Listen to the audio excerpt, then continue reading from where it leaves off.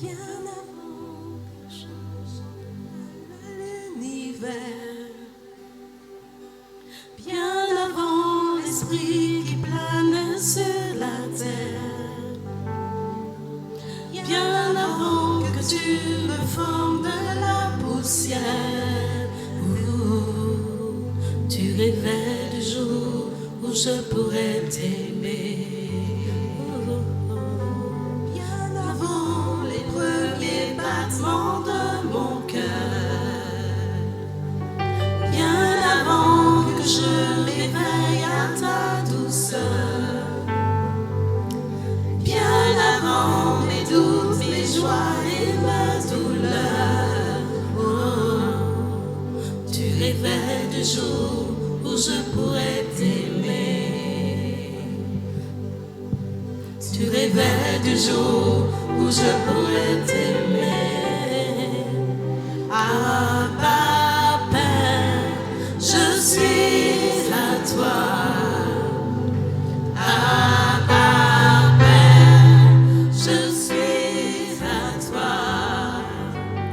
Abba, Père, je suis à toi.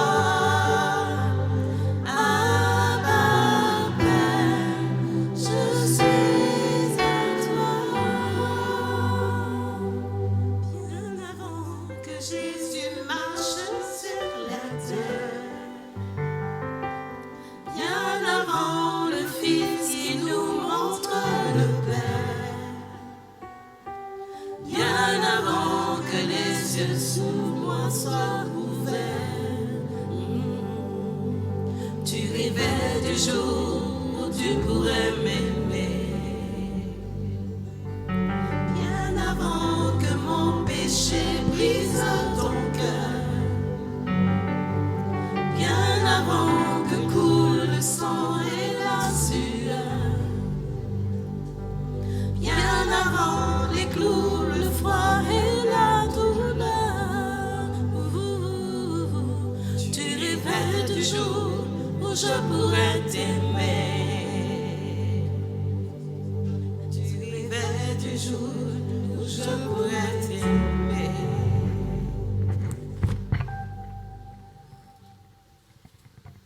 Frères et sœurs, bien-aimés dans le Seigneur, bonjour. Au cours de cette célébration eucharistique, nous allons confier au Seigneur toutes nos intentions de prière. Nous allons aussi penser à nos frères et sœurs qui sont malades dans les maisons et dans les hôpitaux. Mais aussi nous allons prier à cette humanité qui souffre à travers le monde. Le Seigneur est tendresse et pitié, lent à la colère et plein d'amour. La bonté du Seigneur est pour nous tous, sa tendresse pour toutes ses œuvres. Au nom du Père et du Fils et du Saint-Esprit, la grâce de notre Seigneur Jésus le Christ, l'amour de Dieu le Père et la communion de l'Esprit Saint soient toujours avec vous. Et avec votre esprit.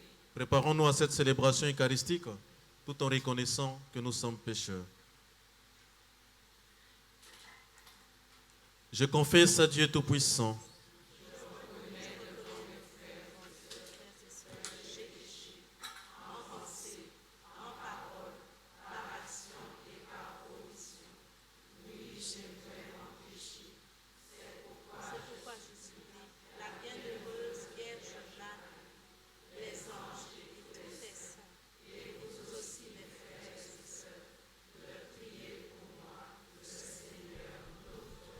que Dieu Tout-Puissant nous fasse miséricorde, qu'il pardonne tous nos péchés et nous conduise à la vie éternelle.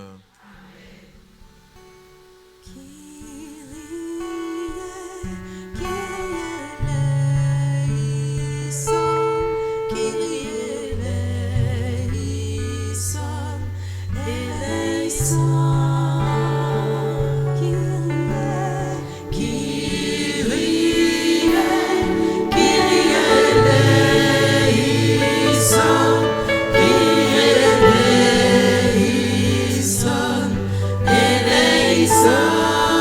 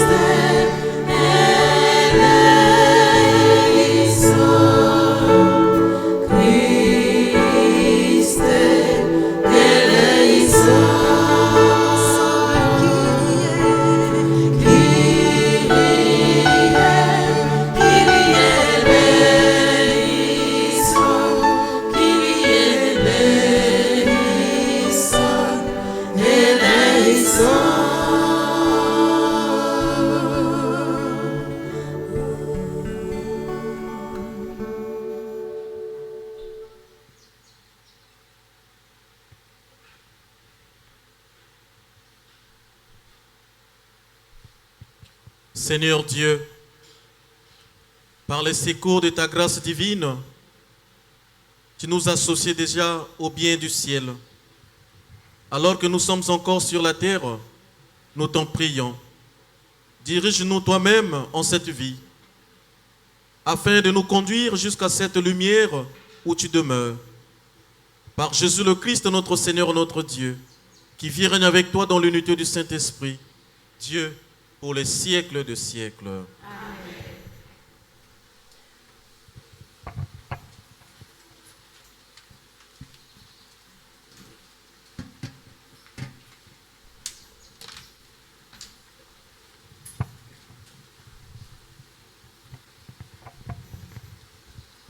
Lecture du livre du prophète Michée.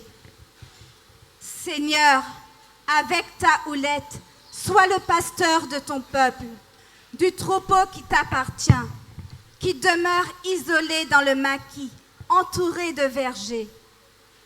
Qu'il retrouve son pâturage à Bachan et Galaad, comme au jour d'autrefois. Comme au jour où tu sortis d'Égypte, tu lui feras voir des merveilles. Qui est Dieu comme toi pour enlever le crime, pour passer sur la révolte, comme tu le fais à l'égard du reste, ton héritage. Un Dieu qui ne s'obstine pas pour toujours dans sa colère, mais se plaît à manifester sa faveur. De nouveau, tu montreras ta miséricorde, tu fouleras aux pieds nos crimes, tu jetteras au fond de la mer tous nos péchés.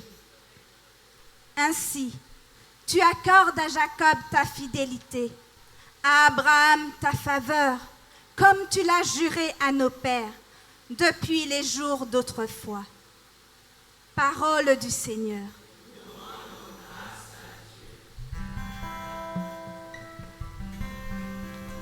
Le psaume est chanté. Le refrain du psaume. Le Seigneur est tendresse et pitié. Ensemble. Le Seigneur est tendresse et pitié. Bénis le Seigneur, mon âme. Bénis le Seigneur, tout mon être. Bénis le Seigneur, mon âme. N'oublie aucun de ses bienfaits. Car il pardonne toutes nos offenses et te guérit de toute maladie. Il réclame ta vie à la tombe et te couronne d'amour et de tendresse. Il part pour toujours tes pensées. Il ne maintient pas sans fin ses reproches. Il n'agit pas envers nous selon nos fautes, ne nous rend pas selon nos offenses. Comme le ciel domine la terre, fort est son amour pour qui le craint. Aussi loin qu'est l'Orient de l'Occident, il mène loin de nous nos péchés. Le Seigneur est tendresse et pitié.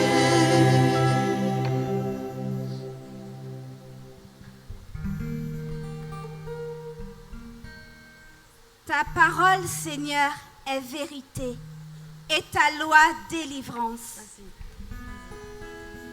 Ta parole est une lampe à mes pieds, une lumière sur mon sentier. Ta parole est une lampe à mes pieds,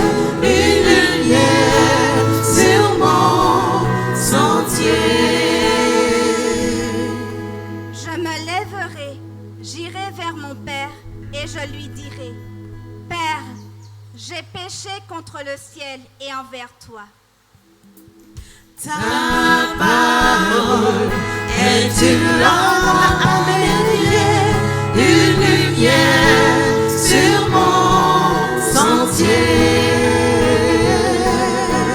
Ta parole est une lampe à mes pieds, une lumière sur mon sentier.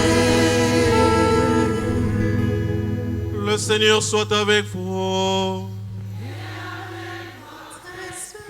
Évangile de Jésus-Christ selon Saint Luc.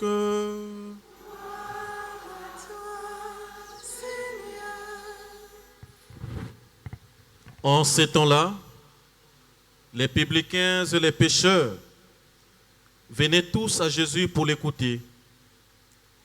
Les pharisiens et les scribes récriminaient contre lui. Cet homme fait bon accueil aux pécheurs et il mange avec eux. Alors Jésus leur dit cette parabole. Un homme avait 2 fils. Le plus jeune dit à son père, « Père, donne-moi la part de fortune qui me revient. » Et le père leur partagea ses biens. Peu de jours après, le plus jeune rassembla tout ce qu'il avait et partit pour un pays lointain, où il dilapida sa fortune en menant une vie de désordre. Il avait tout dépensé. Quand une grande famine survint dans ce pays et il commença à se trouver dans le besoin, il alla s'engager auprès d'un habitant de ce pays qu'il envoya dans ses champs garder les porcs. Il aurait bien voulu se remplir de ventre avec des gousses que mangeaient les porcs, mais personne ne lui donnait rien. Alors, il rentra en lui-même et se dit, « Combien d'ouvriers de mon père ont du pain en abondance, et moi ici, je meurs de faim. Je me leverai, j'irai vers mon père, et je lui dirai, « Père, j'ai péché contre le ciel et envers toi. Je ne suis plus digne d'être appelé ton fils. Traite-moi comme l'un de tes ouvriers. » Il s'éleva et s'en alla vers son père. Comme il était encore loin, son père l'aperçut et fut saisi de compassion. Il courut se jeter à son cou et le couvrit de baisers. Le fils lui dit, « Père, j'ai péché contre le ciel et envers toi. Je ne suis plus digne d'être appelé ton fils. » Mais le père dit à ses serviteurs, « Vite, apportez le plus beau vêtement pour l'habiller, mettez-lui une bague au doigt et des sandales aux pieds. Allez chercher le veau gras, tuez-le, mangeons et festoyons, car mon fils que voilà était mort, et il est revenu à la vie. Il était perdu, et il est retrouvé. » Et ils commencèrent à festoyer. Or le fils aîné était au champ. Quand il revint et fut près de la maison, il entendit la musique et les danses. Appelant un des serviteurs, il s'informa de ce qui s'est passé. Celui-ci répondit, « Ton frère est arrivé et ton père a tué le veau gras parce qu'il a retrouvé ton frère en bonne santé. » Alors le fils aîné se mit en colère et il le refusait d'entrer. Son père sortit le supplier, mais il répliqua à son père, « Il y a tant d'années que je suis à ton service, sans avoir jamais transgressé tes ordres, et jamais tu ne m'as donné un chevreau pour festoyer avec mes amis. Mais quand ton fils que voilà est revenu, après avoir dévoré ton bien avec des prostituées, tu as fait tuer pour lui le veau gras. » Le père répondit, « Toi mon enfant, tu es toujours avec moi, et tout ce qui est à moi est à toi. Il fallait festoyer et se réjouir, car ton frère que voilà était mort, et il est revenu à la vie. Il était perdu, et il est retrouvé. »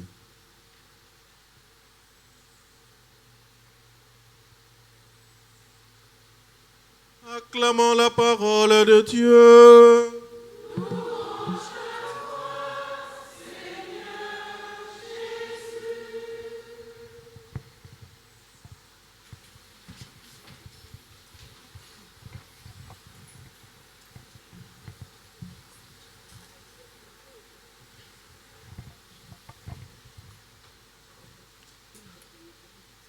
Frères et sœurs bien-aimés dans le Seigneur, j'espère que vous avez été bien nourris par la présence de Dieu et par le fusion de l'Esprit Saint que vous avez certainement reçu à travers les louanges, l'adoration et les acclamations. Amen. Aujourd'hui, j'aimerais donner aussi ma contribution spirituelle qui consiste à vous donner quelques essentiels des textes liturgiques de ce jour, où l'Église Notre Mère, à travers ces derniers, nous révèle effectivement ce qu'on appelle la miséricorde divine. La miséricorde divine. À quoi consiste la miséricorde divine? Qu'est-ce qu'on entend par la miséricorde divine? Eh bien, nous allons trouver les réponses dans les textes liturgiques d'aujourd'hui. D'abord, dans la première lecture, à quoi consiste la miséricorde divine? Le prophète Michée nous le dit pratiquement dans la finale de cette lecture, lorsqu'il dit en ce qui suit: de nouveau, tu nous montreras ta miséricorde, tu fouleras aux pieds nos crimes, tu jetteras au fond de la mer tous nos péchés. Donc la miséricorde divine consiste à refouler, c'est-à-dire à ne plus considérer le péché de l'homme et le jeter dans la mer. Vous savez, dans la tradition, on dirait mésopotamique, c'est ça? C'est ça, non? Voilà, hein, vers la Palestine, hein, à l'époque. Dans cette civilisation orientale, la mer était considérée comme un lieu de purification. Donc lorsque les gens faisaient des pratiques occultes, ils se sont rendus compte qu'ils ont fait du mal, ils étaient en contact avec des puissances occultes, des esprits mauvais et tout ça là, ils ont commis des péchés. Qu'est-ce qu'ils faisaient? Ils se jetaient dans la mer. Pourquoi? Parce que la mer était considérée comme un lieu de purification. La preuve en est que lorsque nous lisons l'histoire de la libération d'Israël, hein, le premier signe de la libération pour Israël, ce n'était pas d'abord le fait de s'échapper à la colère de Pharaon, mais c'était d'abord d'être purifiés de leurs péchés parce qu'ils étaient en contact avec les pécheurs. Donc ça veut dire les païens, c'est-à-dire les Égyptiens. Donc la première des choses qui a marqué leur purification, c'était la traversée de la mer. Donc le fait de traverser la mer, c'était le signe de la purification, pour dire que nous sommes libérés du péché. Et effectivement, cette réalité historique a marqué la foi des enfants d'Israël sur la question de la purification avec la mer. Donc la mer trouve en quelque sorte dans leur civilisation une place importante dans la dimension spirituelle.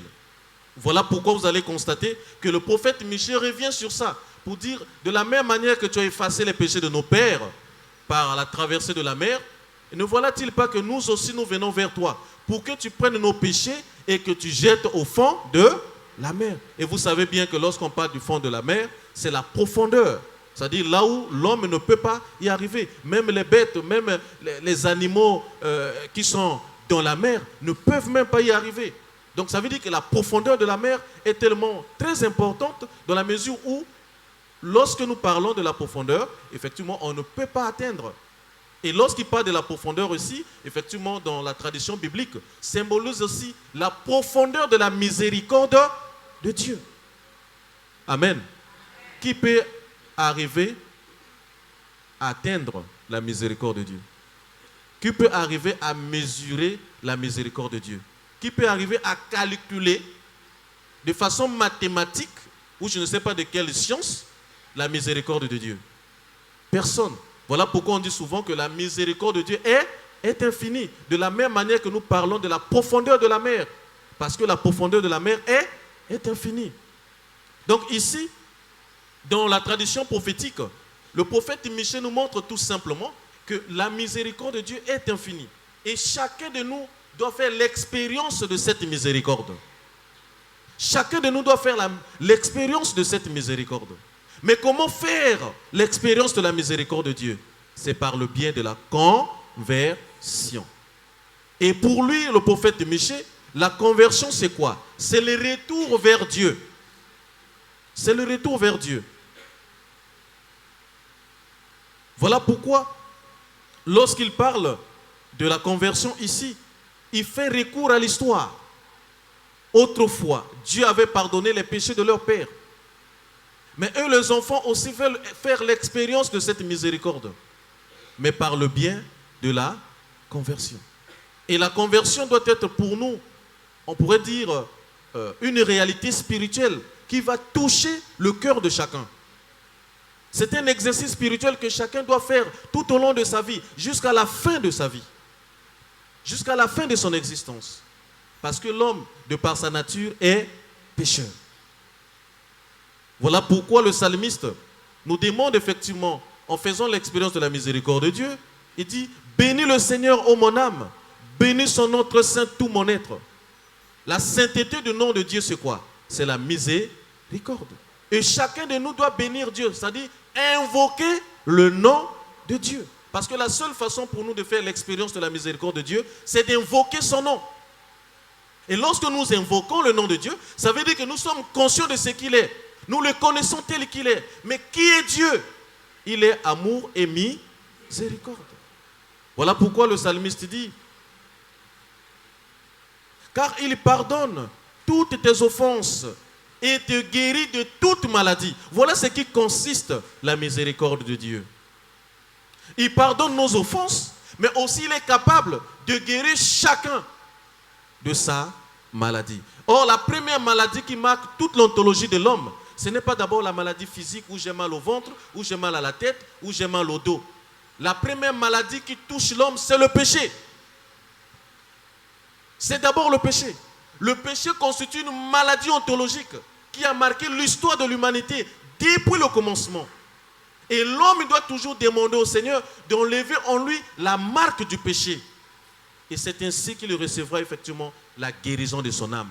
Parce que l'âme, elle est tellement importante dans la spiritualité et elle devient pour nous, dans notre foi, comme le moteur qui anime notre être. Et si Dieu arrive à guérir l'âme, ça veut dire que l'âme sera capable aussi de donner la vitalité et l'énergie à notre corps qui nous permet effectivement d'agir et de faire beaucoup de choses.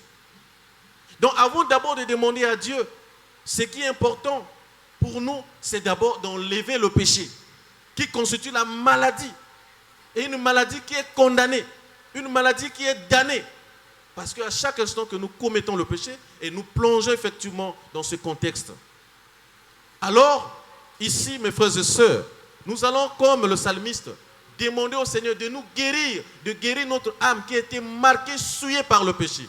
Et une fois que l'âme est renouvelée par la grâce de Dieu, eh bien, nous accédons effectivement à toutes les guérisons, à la fois physiques, à la fois psychologiques et à la fois spirituelles. Amen. Amen. Et à quoi consiste la miséricorde de Dieu? L'évangéliste Saint Luc, dans ce récit de deux fils avec leur père, il nous révèle, comme je viens de vous dire dans l'introduction de ma prédication, la miséricorde divine. Et le père que vous voyez symbolise Dieu. Il est l'image de Dieu. Et les deux fils qui sont, ce sont nous, les enfants. Chacun avec son caractère. Mais nous allons étudier le caractère de deux. Pas d'abord du père, mais d'abord de deux fils. J'aimerais d'abord commencer par le premier caractère, qui est le comportement de l'aîné. Et très souvent, nous mettons de côté l'attitude de l'aîné tout en l'incriminant comme s'il est mauvais. Non. Si vous lisez bien la parole de Dieu, vous allez constater que l'image du Fils, c'est l'image de la fidélité. L'image du Fils, c'est l'image de la fidélité. Il est resté fidèle à son père. Il n'a pas transgressé. Et c'est ça qui doit marquer l'attitude de chacun. Fidélité à Dieu. Fidélité à notre père. À la manière du fils aîné. Mais ce qu'on peut peut-être condamner le fils aîné, c'est que le fils aîné, malgré qu'il est fidèle à son père, il ne connaît pas son père. Il est fidèle à son père, mais il ne connaît pas son père. Comme nous, nous avons l'habitude de venir à la messe, nous avons l'habitude de prier. Mais est-ce que nous connaissons Dieu? Est-ce que nous connaissons Dieu? Nous gardons effectivement cette tradition laissée par nos parents, le temps de carême, il faut prier, le temps de ceci. Oui, tu pries, mais est-ce que tu connais celui que tu pries? Parce que le fils aîné, il est resté fidèle à son père, mais il ne connaît pas son père. Comme chacun de nous, nous venons à l'église, nous faisons tout ce qu'il faut, mais est-ce que nous arrivons à connaître Dieu? Parce que si nous arrivons à connaître Dieu, eh bien, nous saurons ce qui est Dieu. Et lorsque nous saurons ce qui est Dieu, nous allons faire ce qui est de Dieu. Or, le fils ne connaît pas son père, mais il est fidèle à son père. Mais pourquoi il ne connaît pas son père? Parce que le fils ne sait pas que ce qui appartient au père l'appartient. Il ne connaissait pas ça, mais il est resté au pied du père, auprès du père. Mais il ne sait pas que ce qui est du père l'appartient. Il ne sait pas. Et vous et nous, très souvent, on tombe dans cette tentation. La tentation de l'habitude. La tentation de l'habitude. Mais est-ce que nous arrivons à connaître Dieu? Et connaître Dieu ici a deux actions. La première, c'est d'abord de savoir ce qu'il est. Et la première plutôt, excusez-moi, c'est de savoir ce qu'il est. Et la deuxième, c'est de savoir comment faire sa volonté. Or, le Fils ne connaît pas le Père. Il ne sait pas que ce qui est au Père l'appartient. Et ce qui est au Père, il doit le faire. Et ce qu'il doit faire, c'est quoi? C'est d'accueillir son frère. C'est d'accueillir son frère. Donc, les deux dimensions échappent au Fils aîné. Échappent au Fils aîné. Et c'est ce qui nous arrive. Nous venons à la messe pour l'habitude. Nous venons prier pour les habitudes. Nous venons faire quelque chose pour l'habitude. Mais est-ce que nous arrivons à connaître Dieu? Si nous arrivons à connaître Dieu, nous allons faire sa volonté. Le regard de nous vers l'autre. Quel est ce regard-là? Est-ce que c'est le regard de la manière de Dieu? Un regard divin? Ou bien un regard égoïste? Accompagné souvent par la jalousie. Accompagné souvent par la méchanceté. Par le mensonge. Par la calomnie, la médisance. Par l'esprit critique. Par des paroles acerbes. C'est ça. Si nous connaissons Dieu, eh bien nous devrions faire sa volonté, à la manière du fils aîné. S'il connaissait bien son père, il allait agir à la manière de son frère pour recevoir, accueillir son frère à la manière du père. Amen. Amen. Et c'est ça ce que nous devrions faire, mes frères et sœurs. Tel que nous sommes venus ici, l'expérience que nous allons faire, c'est de chercher à connaître Dieu. Et une fois fini, lorsque nous allons rentrer chez nous, c'est le regard de chacun vers son prochain. C'est le regard de chacun vers son prochain.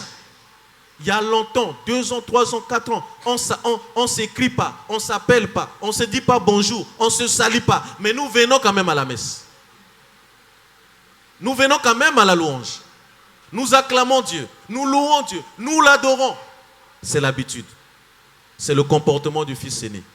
Mais est-ce que nous avons l'attitude du Père qui accueille, qui dit bonjour, qui salue, qui est chaste, qui partage et qui pardonne?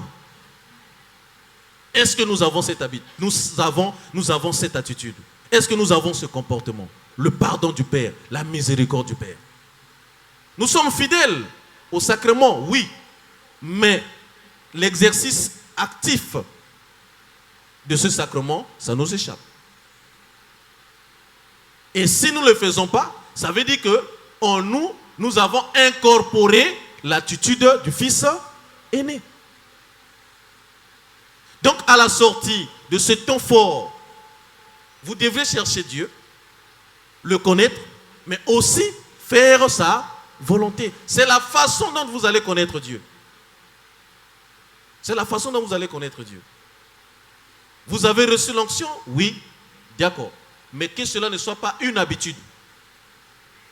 Que cela ne soit pas une habitude. Que ce que vous avez reçu, c'est ce que vous allez faire à l'extérieur. C'est une mission.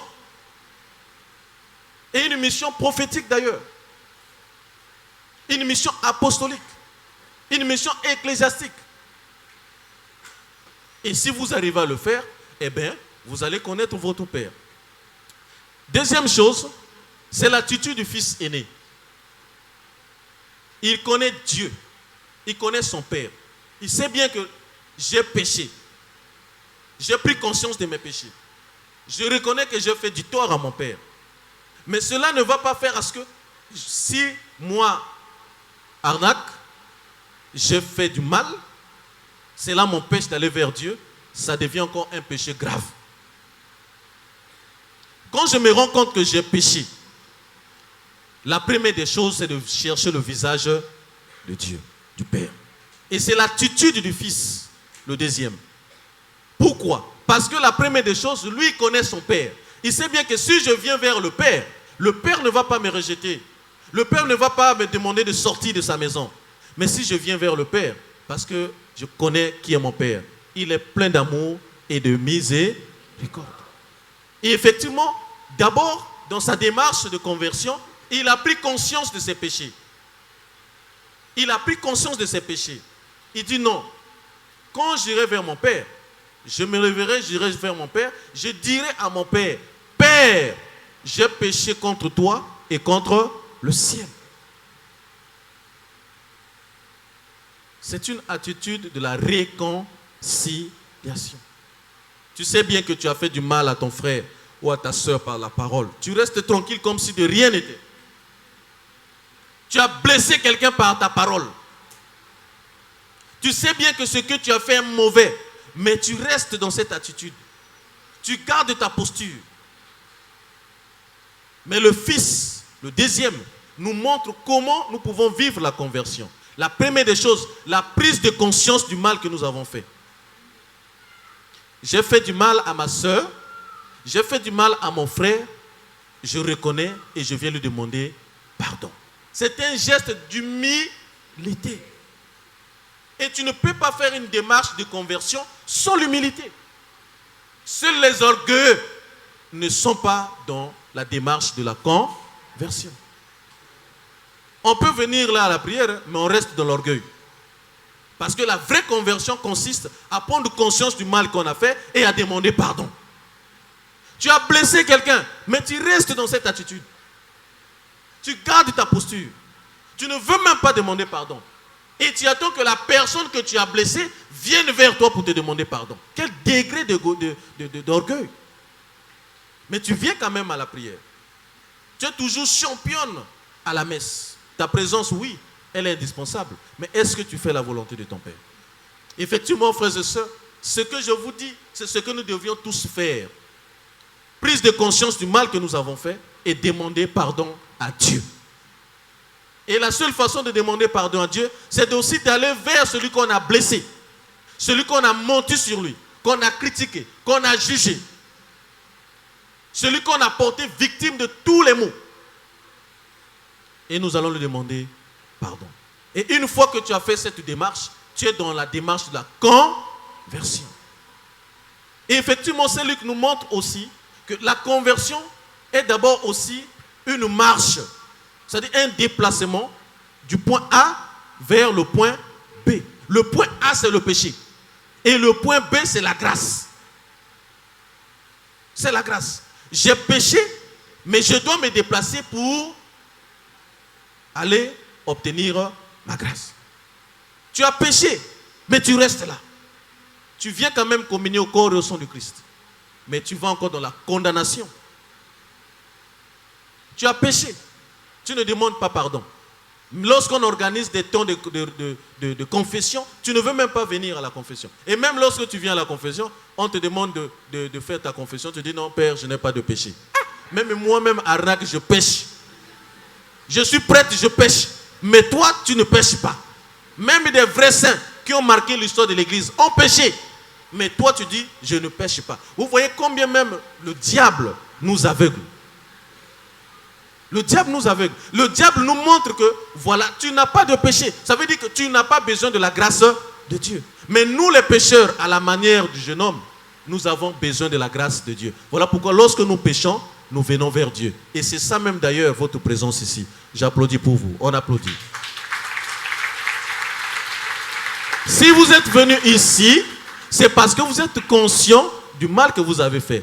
Vous êtes conscient de votre faiblesse. Vous êtes conscient de votre fragilité. Voilà pourquoi vous êtes venu chercher la grâce. Vous n'avez pas voulu rester à la maison pour regarder la télé. Vous n'êtes pas resté dans la maison pour m'accréler. Mais vous êtes venu ici pour chercher la grâce. Et les gens comme nous avons, vous allez certainement trouver auprès de vous, tout autour de vous, des pharisiens et des scribes qui vont vous juger. Ah, mais vous allez tous les jours à la messe, vous priez, mais vous faites le mal. Oui, nous faisons le mal, nous sommes conscients. Voilà pourquoi lorsque nous faisons le mal, nous allons chercher la grâce. Mais toi, tu continues à faire le mal, mais tu ne cherches pas la grâce. Mais quand viendra le moment, parce que les circonstances ne disent rien, mais quand viendra le moment, ça sera trop tard. Mais moi, au moins, j'ai profité de la grâce. Quand je quitterai ce monde, je sais qu'il y a une grâce qui m'accompagne pour rencontrer mon Sauveur. Mais toi qui me juges à la manière des pharisiens, à la manière des scribes, pour dire voilà, cet homme fait un bon accueil aux pécheurs. Oui, parce qu'il connaît, il est venu pour ça. Lui-même, il a dit dans l'évangile, je ne suis pas venu pour les bien portants, mais je suis venu pour les malades.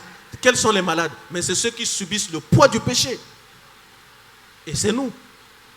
C'est nous. Moi, Arnaque, qui vous parle, effectivement, eh bien, je suis venu, effectivement, pour recevoir ma grâce. Pour recevoir ma grâce. Et la grâce, elle est là. Elle est disponible pour tout homme et pour toutes les femmes qui ont besoin de cette grâce.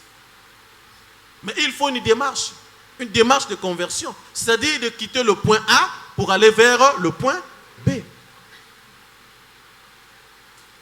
Maintenant, mes frères et sœurs, j'aimerais terminer par là.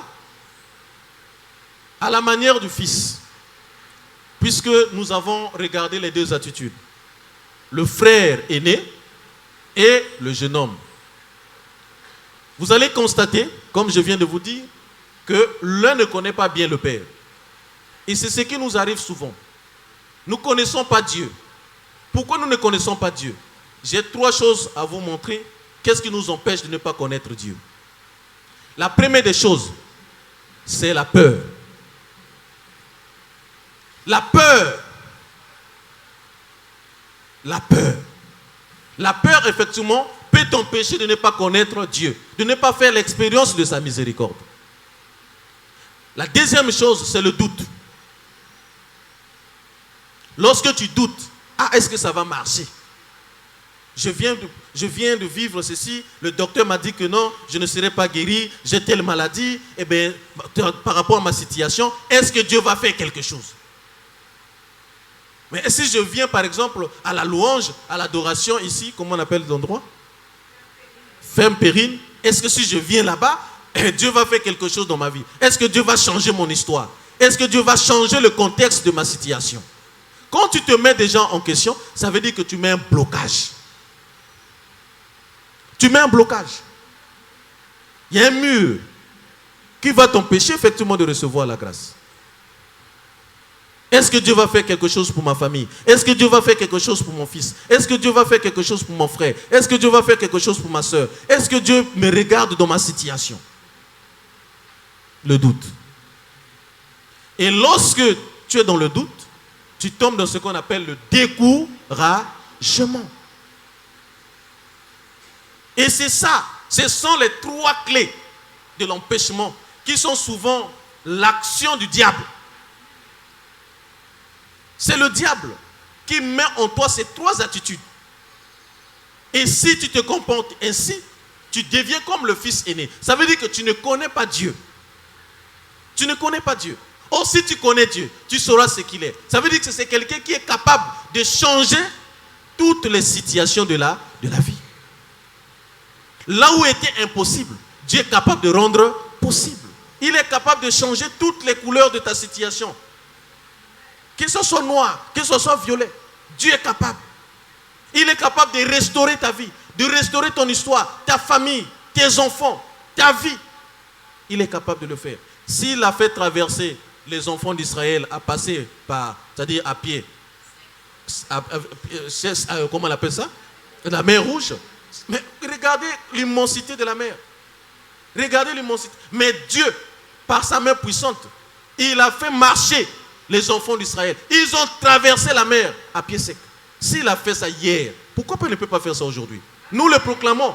Il est hier, aujourd'hui et demain éternellement. Donc ça veut dire que s'il a fait hier, il peut faire aujourd'hui comme il peut faire aussi demain. Donc Dieu ne change pas. Maintenant c'est à nous, mes frères et sœurs, en sortant d'ici, soyons rassurés que nous avons reçu quelque chose. Soyons rassurés que nous avons reçu la grâce. Soyons rassurés que nous avons été exaucés. Soyons rassurés que Dieu nous a accordé sa miséricorde. Amen.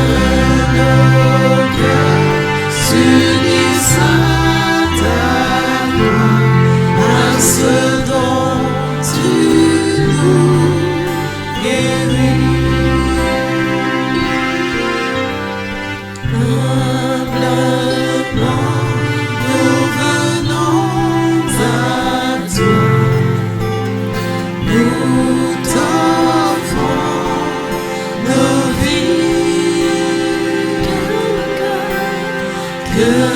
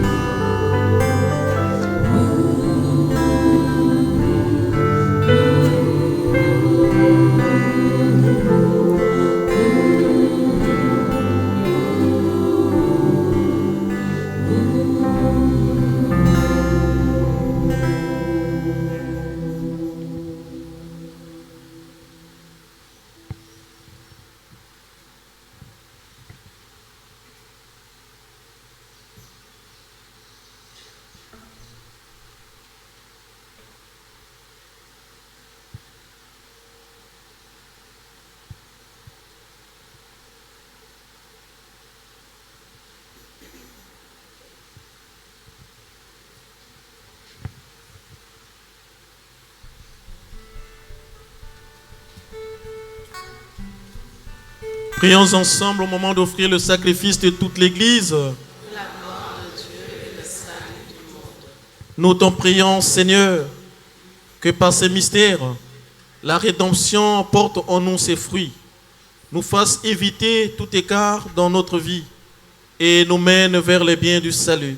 Par le Christ, notre Seigneur.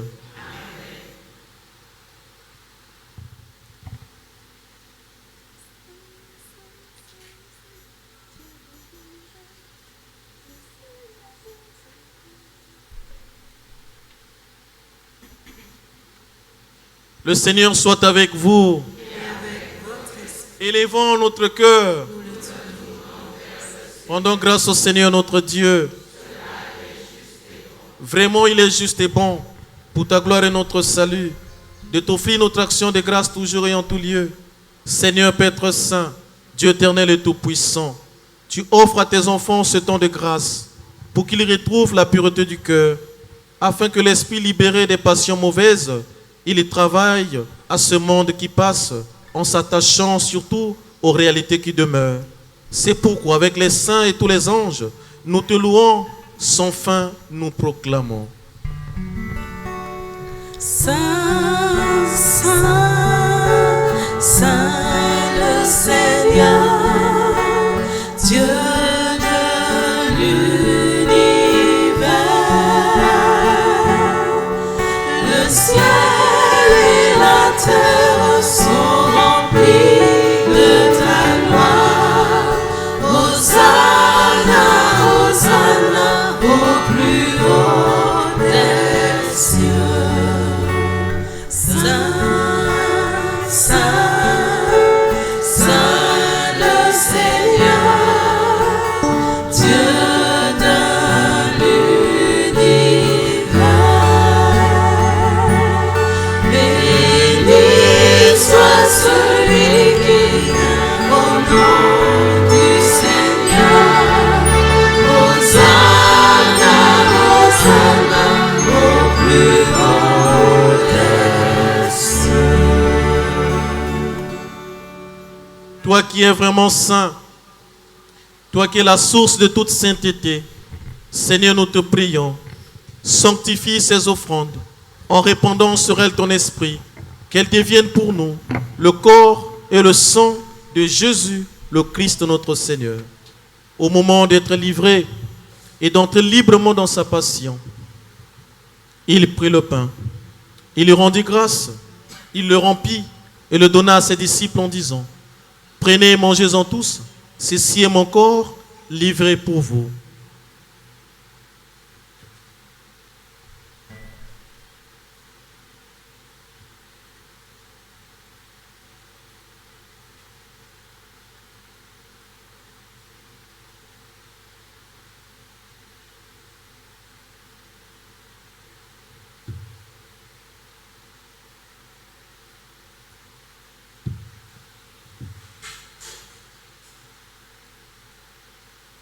De même, après le repas, il prit la coupe.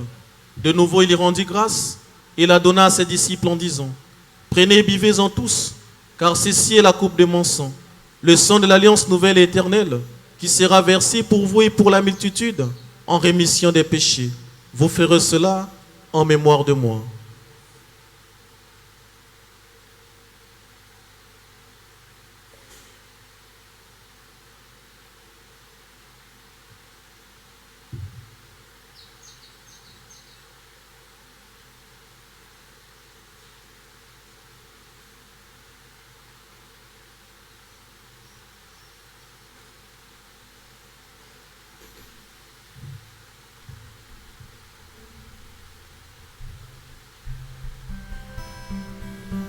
Il est grand le mystère de la foi. Tu es venu, tu es né, tu as souffert, tu es mort, tu es ressuscité.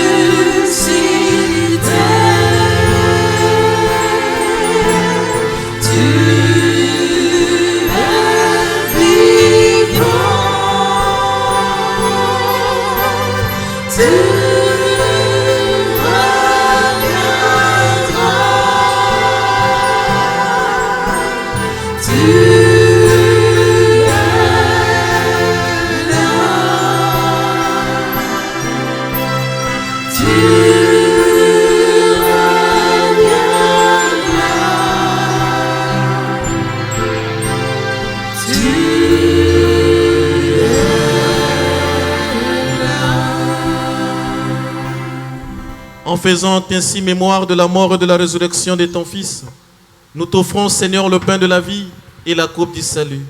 Et nous te rendons grâce, car tu nous as estimés dignes de nous tenir devant toi pour te servir. Humblement, nous te demandons qu'en ayant part au corps et au sang du Christ, nous soyons rassemblés par l'Esprit Saint en un seul corps. Souviens-toi, Seigneur, de ton Église répandue à travers le monde. Fais-la grandir dans ta charité en union avec notre pape François, notre évêque David Macaire et tous les évêques, les prêtres et les diacres. Souviens-toi aussi de nos frères et sœurs qui se sont endormis dans l'espérance de la résurrection. Et souviens-toi dans ta miséricorde de tous les défunts, accueille-les dans la lumière de ton visage.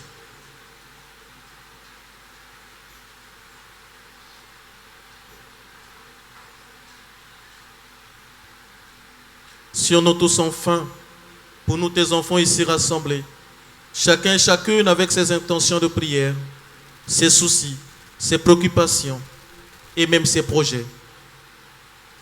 Pour tous les malades, ceux et celles qui sont dans les maisons et dans les hôpitaux, et toutes les personnes qui souffrent à travers le monde, nous implorons ta bonté. Permets qu'avec la Vierge Marie, la bienheureuse Mère de Dieu, avec Saint Joseph son époux, les apôtres et tous les saints, qui ont fait ta joie au long des âges, nous ayons par la vie éternelle et que nous chantions ta louange et ta gloire par ton Fils, Jésus le Christ.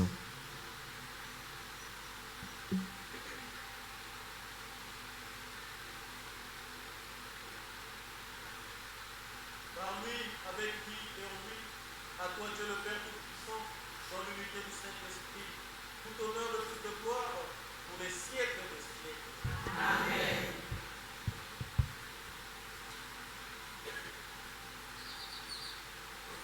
Comme nous l'avons appris du Sauveur, et selon son commandement, nous osons dire, notre Père qui es aux cieux, que ton nom soit sanctifié, que ton règne vienne, que ta volonté soit faite sur la terre comme au ciel.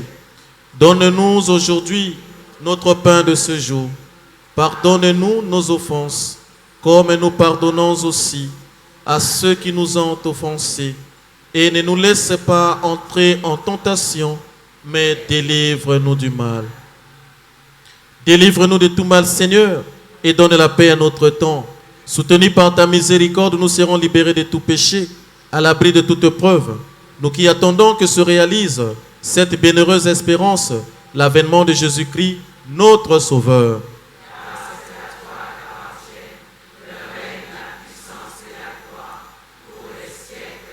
Seigneur Jésus-Christ, tu as dit à tes apôtres, je vous laisse la paix, je vous donne ma paix. Ne regarde pas nos péchés, mais la foi de ton Église, pour que ta volonté s'accomplisse. Donne-lui toujours cette paix et conduis-la vers l'unité parfaite, toi qui vis et règnes pour les siècles des siècles. Amen. Que la paix du Seigneur soit toujours avec vous. Bien-aimés dans le Seigneur, dans la charité du Christ, donnez-vous un signe de paix.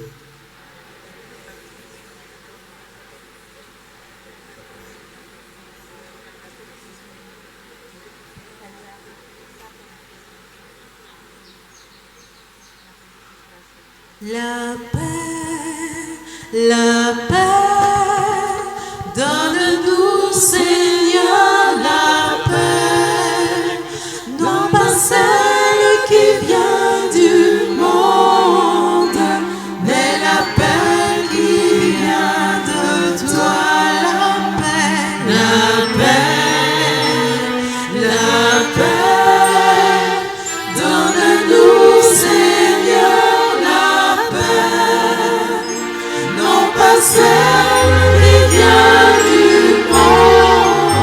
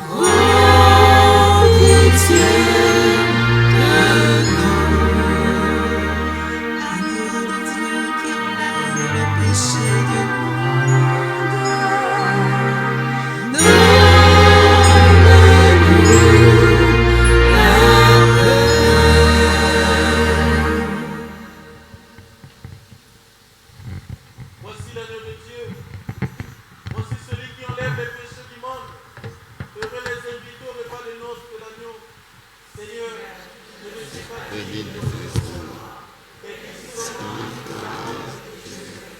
Que le corps et le sang de Jésus-Christ nous gardent pour la vie éternelle. Amen.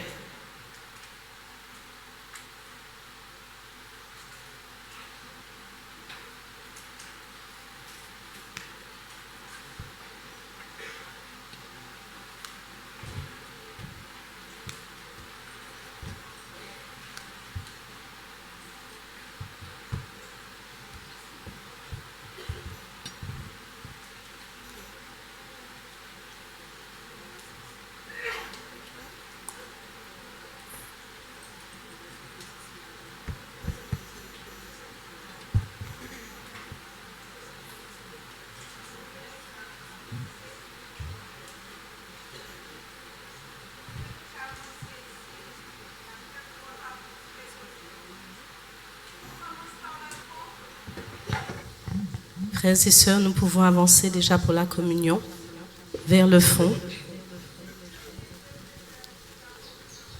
Venez, approchez-vous.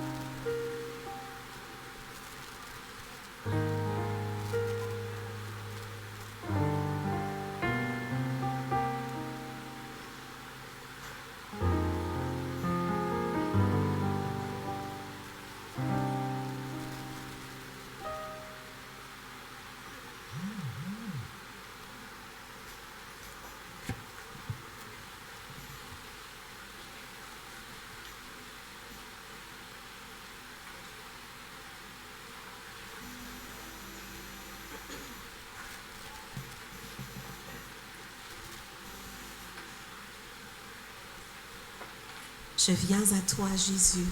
Je viens à toi, Jésus.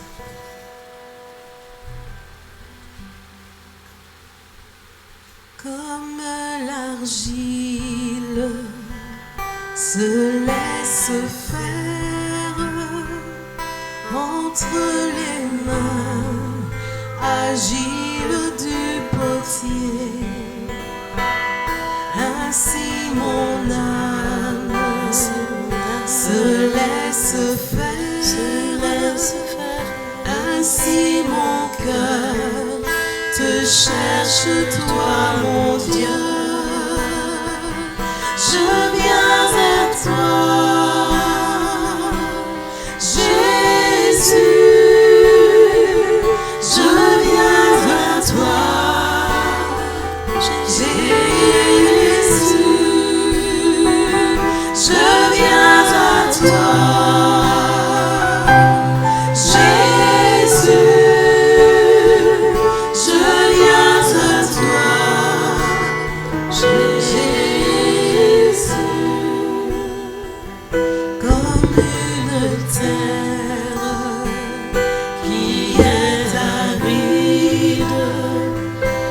Si mon cœur désire ton eau vive, tu es la source qui désaltère. Il croit en toi n'aura plus jamais soif. Je viens à toi,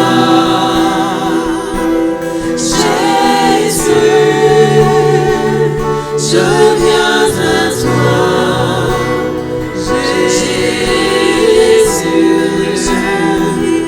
Je viens à toi, Jésus. Je viens à toi, Jésus. Comme un veilleur attend l'aurore, ainsi mon âme espère en ta parole, car ta parole est une lampe, une lumière allumée sur mes pas. Je viens à toi,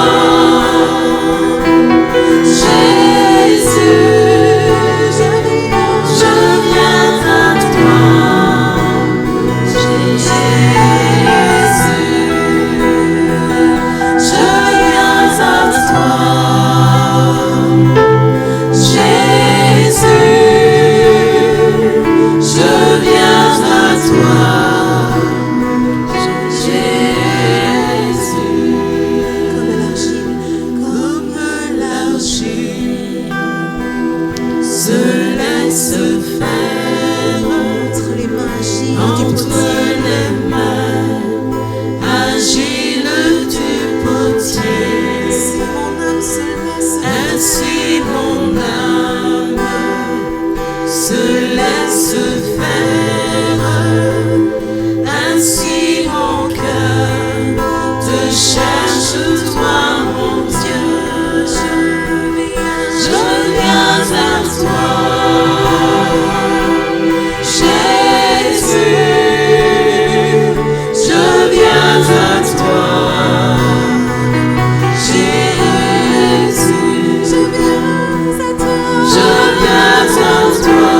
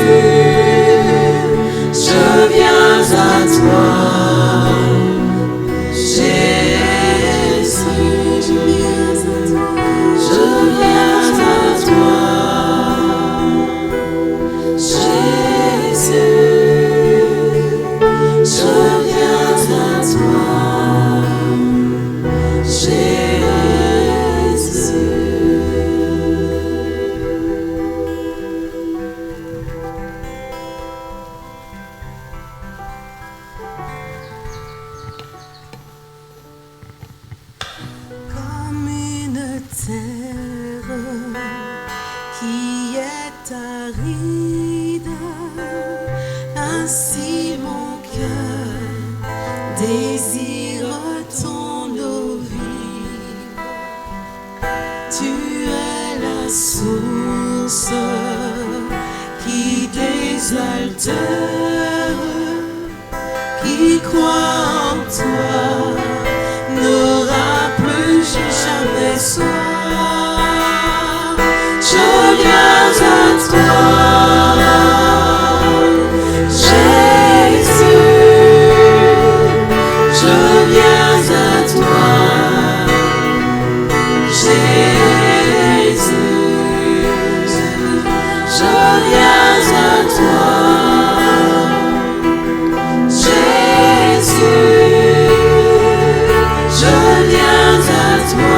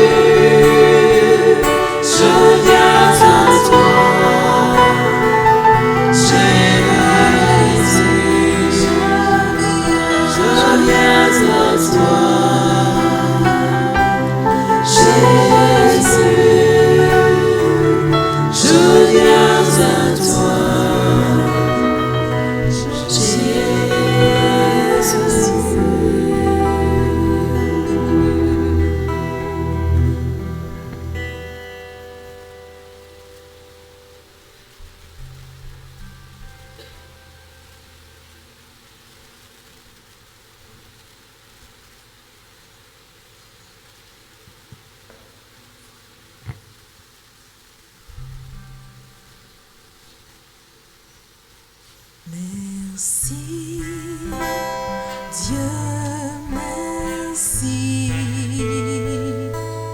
Merci, Dieu, merci.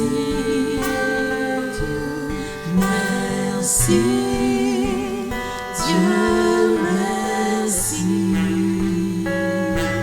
Merci, Seigneur. Merci, Dieu, merci. Merci, Dieu, merci. Merci, Dieu, merci. Merci,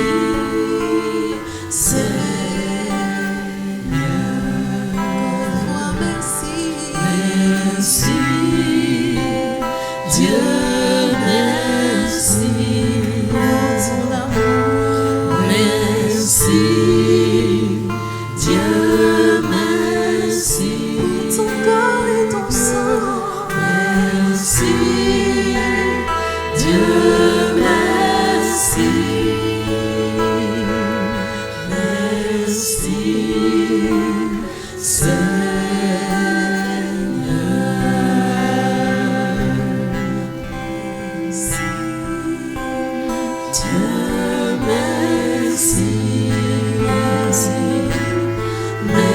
merci, Dieu, merci.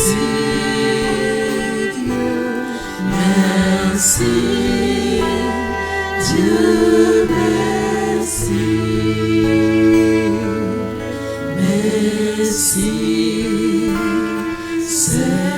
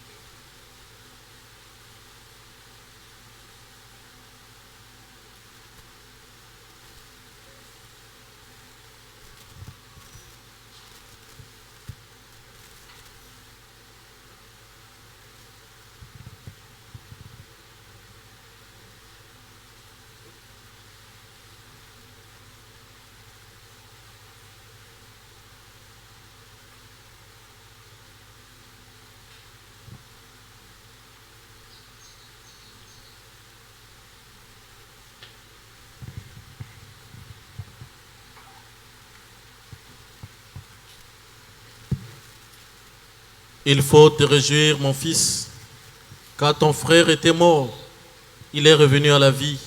Il était perdu, il est retrouvé. Prions le Seigneur. Nous avons reçu ton sacrement divin, Seigneur, qui nous atteigne au plus intime de notre cœur et nous communique sa puissance par le Christ, notre Seigneur. Inclinez-vous pour recevoir la bénédiction. Dans ta miséricorde, Seigneur, prête une oreille attentive aux prières de ceux qui te supplient, et afin de pouvoir exaucer leurs désirs, fais-leur demander ce qui te plaît. Par Jésus le Christ, notre Seigneur, notre Dieu, qui vit règne avec toi dans l'unité du Saint-Esprit, Dieu pour les siècles des siècles. Amen.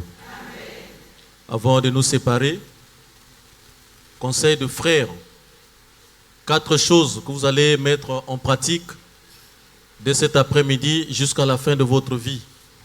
4 conseils que j'appelle souvent les 4 béquilles de la foi. La confiance, l'espérance, la patience et la persévérance. Le Seigneur soit avec vous. Que Dieu Tout-Puissant vous bénisse, le Père, le Fils et le Saint-Esprit. Allez dans la paix du Christ. Bon après-midi, bonne soirée, bon week-end et bonne semaine à tout le monde.